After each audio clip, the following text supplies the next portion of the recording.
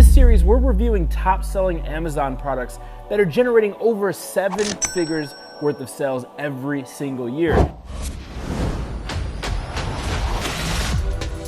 During this episode and during this season of episodes, our number one goal is to break down exactly how you can find these products, show you some tips and tricks about how these products are being packaged, what the products look like, how they're differentiating these products. That way, when you launch your first or your next product, you will know exactly what to do and feel more confident. If you haven't checked out any other videos from 7-Figure Product Series, make sure that you do a few things. First and foremost, like this video. Number 2, subscribe if you're not subscribed to the channel. And number 3, check out the playlist so you can see some of these other products that we've reviewed. We've even reviewed some products that are doing over 8 figures in sales with one product every single year. As you guys know, at the AMZ formula, we say you're only one product away. So let's dive into this one product. This one product is literally doing over $1.5 million on average in sales per year. Now, this is a household item that everybody can use and most people actually need. We're gonna be reviewing the shoe rack today. Now, these are average numbers across the field and across all the different products. Here you can see the average sales review or sales price is $41. The gross profit on average is around $130,000. Now, a lot of questions that we get is, how much is net? Because gross is not take home, gross is the total sales that you get. But of course you have sourcing costs, manufacturing costs, shipping costs, and FBA costs, which is fulfillment by Amazon's cost. This is what Amazon's going to charge to essentially partner with us, where they store the product, pick the product, package the product, and even ship the product and handle customer service. After all those things are taken care of, you can expect to make around 20 to 30% net profit. That's take home profit on your gross revenue. Now you can see that the net is around $32,000, which is close, and the average annual revenue is around $1.5 million. Now, as always, during this episode of 7-Figure Product Series, our team, our lead product research team, and the team within AMZ together puts together this PDF report. So if you want access to this report that I'm using in this video, make sure that you click the link down below. That way you can get access to the Rolodex of not only this one right now, where we give you all the resources, all the links, and all the metrics, but you will also get access to these PDFs for all the other 7-Figure Product Series videos. Now, looking at the product summary, here you can see, let me see if I can make this larger. Here you can see that a ton of these guys are absolutely crushing it. You see Simple House is dominating it, 16,000 sales. You have Simple House, Simple Trends, or Simple TRE, whatever this one is, crushing it at over 12,000 monthly sales. Tribe Designs, over 7,000 monthly sales. And you see a ton of these guys are doing 6 figures, high 6 figures in sales. Average daily sales are a little over 4,000. Average daily units sold are over 100. Average monthly sales are 130,000. Average monthly units sold, 3,159, and the average product cost is $3.50. So the reason why it's important to understand these metrics and how to find these metrics out is because a lot of people say that when they're doing product research, they want to find a successful product, but a lot of people generally don't understand what a successful product is. So a successful product for one person, investor or entrepreneur, may be different for the other. So it's very important that you're specific with what a successful product is for you. And that's not just a product that's gonna make you a ton of money. It's a product that's gonna meet your appetite for volatility and for risk. It's a product that's gonna meet your appetite for investment. So understanding what the average product cost is and how many we're anticipating on selling per month is gonna allow you to understand how many products you have to order and what your upfront cost is gonna be when you're ordering products on Alibaba or overseas from different suppliers. Moving right along, here's the top 10 keywords.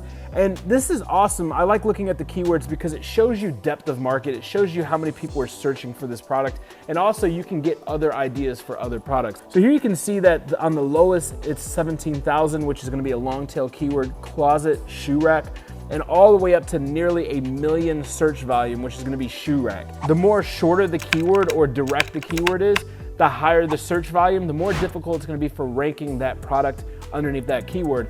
The longer it is, or long tail, or the more words that it has in the keyword, sometimes the lower search volume. However, it's gonna be easier to rank for those keywords, and that's where you're gonna make a lot of your money when it comes to ranking and scaling this product. Now, when we look at depth of market and sustainability, we like to look at market trends when we're doing our analysis, and typically we like to see something horizontal. Now, within this horizontal list, sometimes you can see a nice little spike.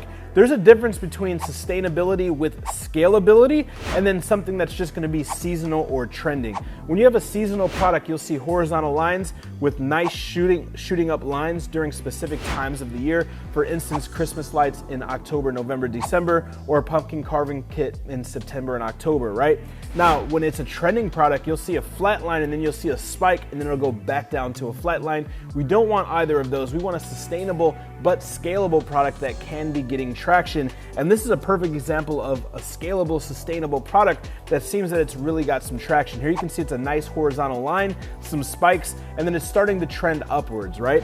This is definitely something that we want to look for, and it just helps you do your due diligence when it comes to investing in a product and choosing that product. Now, how did we find this product and what is the research strategy? Now, these products during this series aren't products that we recommend that you launch. However, if it fits your appetite, if it fits your budget, it may be a good product that you can launch. But the whole goal is for educational purposes to show you what you want to look for and to get familiar with the process from research to product development and even product packaging and designs, because in just in a second, we're going to actually open this product up together live and you're going to be able to see what are they doing for marketing, what are they doing for packaging, how are they shipping the products, what do the products look like, how are the products coming, and you just can't get that type of content anywhere, right? But our lead team, product development and research team, utilize these 4 bullet points, which is monthly units of 3,000 plus units, minimum average monthly price of $30. We excluded top brands, and we also checked the category home and kitchen. Now, here on the channel, we talk about a ton of different categories that I like and why. We also talk about how to do product research and how to navigate these filters. So the good thing is, if these products were not in your appetite for risk or for the dollar amount needed to invest in this product, you could literally use criteria like this to find products that are crushing it, that, you know, the 1% are launching, and then you could reverse engineer and look inside of their stores and see what new products they're selling that don't have a lot of reviews, that aren't selling so many thousands of units. And that's one of my favorite strategies, the reverse engineer strategy, to finding products that absolutely crush it. Now, when it comes to product selection, when you're doing product research, you're going to find a general product, right? The general product, like I showed you guys, is going to make sense, but you want to look for a few competitors that you're going to go after. You want to look at a few products, specific products that you're going after when it comes to optimizing the product, creating the product, developing the product, so on and so forth. So when we're looking at the product selection, these are a few of the metrics that we were looking at when we chose this one right here. The monthly revenue on the item is $92,000. The reviews are at 649, which isn't super crazy. You could still rank for a product and compete with a product with under 1,000 reviews. The rank is 17th. Now that's what's crazy. Like, a lot of people usually look and they try to mimic or copy or replicate or compete with the top 5. If the second page or the top 15 or top 20 are making crazy numbers, don't go after the big guy. Go after someone that's gonna hit you your bare minimum metrics, because it's gonna be easier to compete with them and crush them, and then you can always scale. Oftentimes I see a lot of people make a mistake where they go after the big hitters, the top 5 people, and they can't compete with them because of their marketing budget, the depth of market, and they can't identify exactly what they're doing, and then they fail and they give up. So identify what is a good product for you, and then identify, most importantly, and this is gonna be tough, but what is the bare minimum results that you are willing to get from your product? A lot of people don't think about that. They think about the maximum results that they can get from their product. Well, competitors are doing $100,000 in gross revenue per month, around $20,000, $30,000 profit. That's what I wanna do. Well, it's gonna be a lot more difficult to compete with those people versus the people that are doing a third of that. And if they're doing a third of that, you could still make good money, $5,000 a month, $7,000 a month, $10,000 a month, and you could always improve and then increase your marketing. That way you can go after the big guys. And this is just my personal opinion. You can see the selling price is $19.99. We don't like to go under $20, and the product weight is around 3.3 pounds. So this is a heavy product. However, it's a small packaging. The cubic volume is small and the numbers are absolutely crushing it. Now down below, again, if you want access to these links, like the product page, the product image, access to a discounted version of the software that we use to find these products, the search volume, as well as this PDF with all of these metrics. Click the link down below on this video and you can have access to this for absolutely free, as well as all the other PDFs and KPIs for all the other 7-figure product series videos and products. Now, my favorite part, which is gonna be next, we're gonna actually open this package live. We're gonna see what is the packaging quality, what does the packaging look like that they ship the products in, what is the quality of the product, are they doing any type of marketing tactics or strategies like packaging inserts, so on and so forth. And you guys are gonna be able to get some ideas on how to package your product, how to improve your products, and some things that you may not be doing that other successful sellers that are generating over 7 figures per year with one product are. So without further ado, let's go ahead and dive in. All right, so here we have the packaging, and here you can see the bamboo shoe rack is the product. So a few things right off the back. It's just a standard corrugated brown box. When it comes to the actual thickness of the corrugation or the corrugated box, so what we call the crush factor, it is kind of weak. You can see that there's a puncture right here. The ends are beat up. They just use regular clear masking tape. So two things here. Number one, this is a perfect example that you don't have to go overkill on your packaging to make a ton of money. They're doing 7 figures, 6 figures profit.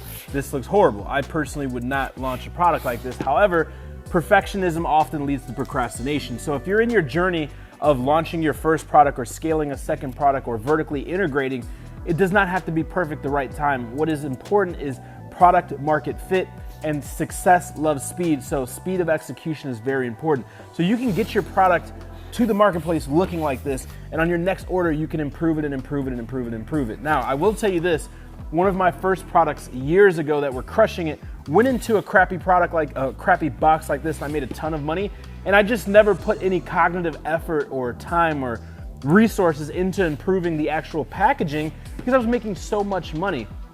That's a big mistake that I made, and something that you guys can get from this video and from the lessons that I made and other people that are crushing it like this is always be breaking your products. Always be breaking your business. Don't just set it and forget it because it's printing money and you're absolutely crushing it. You should do an evaluation of your packaging. You should do an evaluation of your marketing. You should do an evaluation of your ads. You should do an evaluation of the quality of your product and come up with an SOP or a punch list of all of these things that you check out every month, or maybe it's every other month, or once a quarter, or twice a year. However frequently you see fit, make sure that you're doing that. I didn't do that. And then what happened is eventually there will be someone who is more hungry than you who is doing these things, and they could potentially take your market share in the marketplace, right?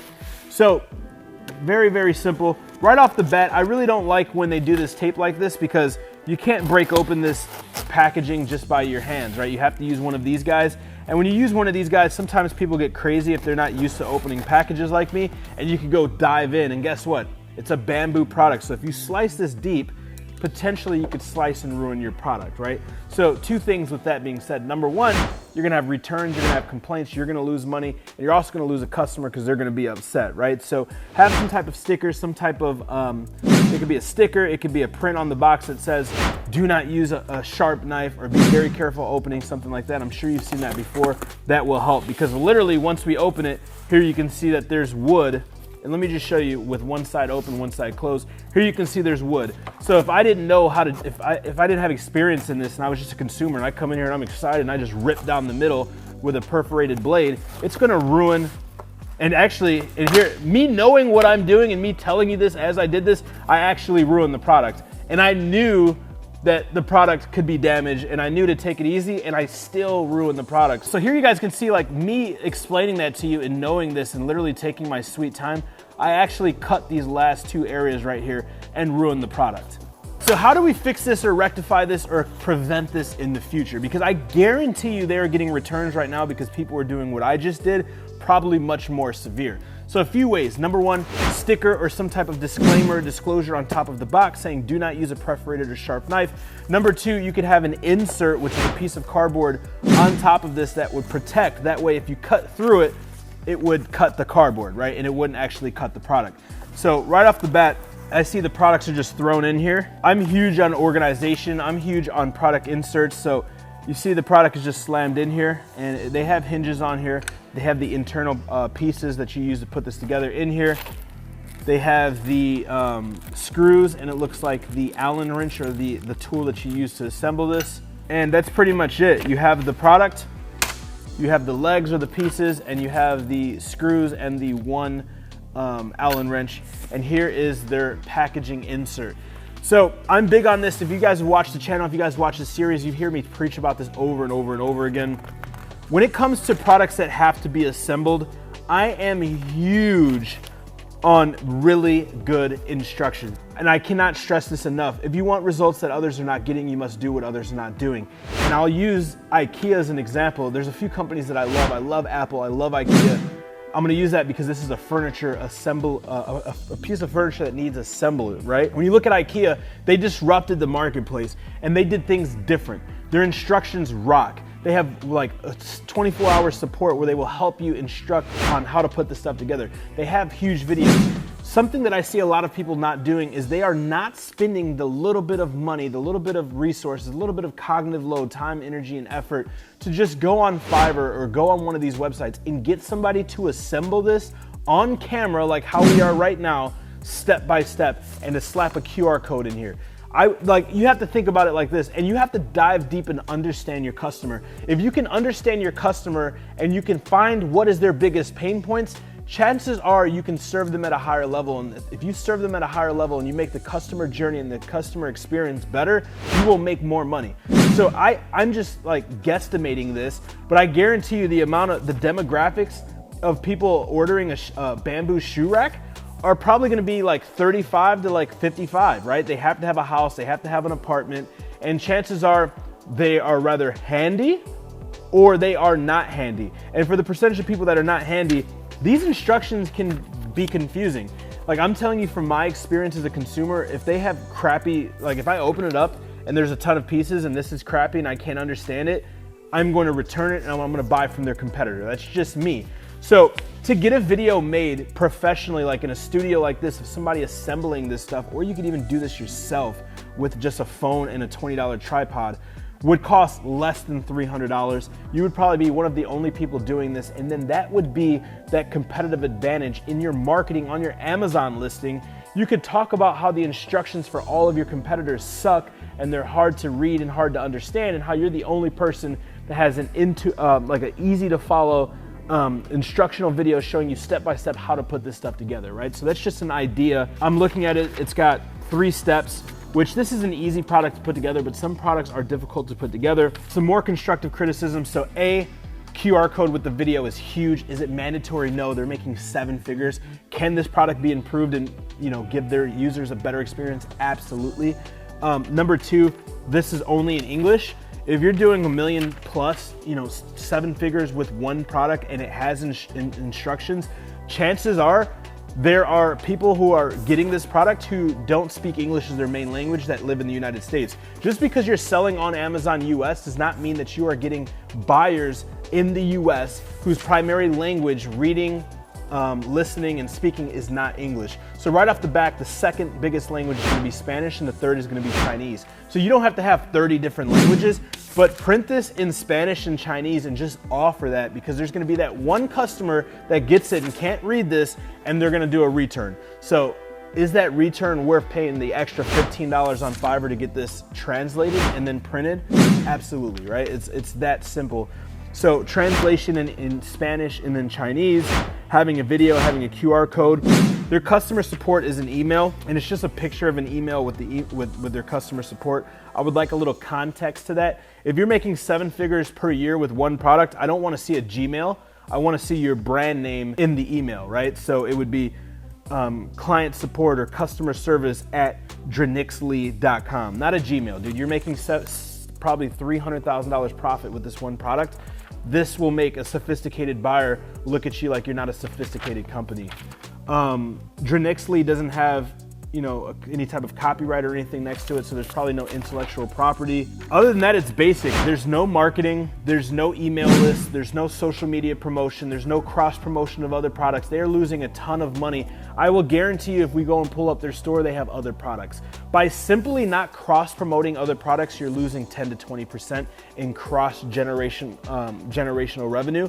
You're decreasing that UPT or unit per transaction. By not having a social media on here, even if you're not doing anything with social media, you're affecting how much your company is going to be worth, because when they come to evaluate your company, everything is going digital, everything's on social media. They want some type of social media presence. And when it comes to launching and scaling your business, it's a no-brainer to be building your social media presence. So that's something that I'm grateful, knock on wood, that I learned at an early age, figuratively speaking, in my Amazon businesses. I understood that my competitors were not using social media, and I was big on social media. I would get people into Facebook groups, I would run giveaways, I was able to get reviews, launch products at a fraction of the cost, and drive exterior-based traffic outside of Amazon onto Amazon to trick the algorithm and spike my rankings. And I was able to crush my competition because they couldn't compete with me. So these are a few things that I've done.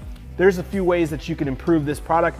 And hey, 7 figures, multiple 6 figures profit, still a huge room for improvement. So if you have a product that's crushing it right now, create that punch list and come up with a cycle for when you're gonna evaluate or do a product evaluation analysis to see little ways, little tweaks that you can improve your product. You can increase your profit margins, and most importantly, you can increase the customer journey and how well they do buying your product and the presentation of your product. Hey, I hope you enjoyed the video. If you enjoyed the video, do a few things for me. First and foremost, go ahead and like this video right now. If you're new to the channel or you've returned and you have not subscribed, click that notification bell and click the subscription button. That way you're notified every single week when we drop new videos. Wait, so you're telling me that this product makes over 7 figures per year? No way. This product, this product right here is making over 7 figures per year. If you want to learn how you can find one product that can generate 7 figures per year and absolutely crush it, then you have to check out the next episode in our series, 7-Figure Products. This is where we find these products, we break them down, we analyze them, and most importantly, we show you how you can find them as well. Don't miss out. And if you're not subscribed, make sure you click the subscribe button and click that notification bell, because every Monday, Wednesday, and Friday, we have new videos coming your way that's gonna help you increase your income, your impact, and your influence.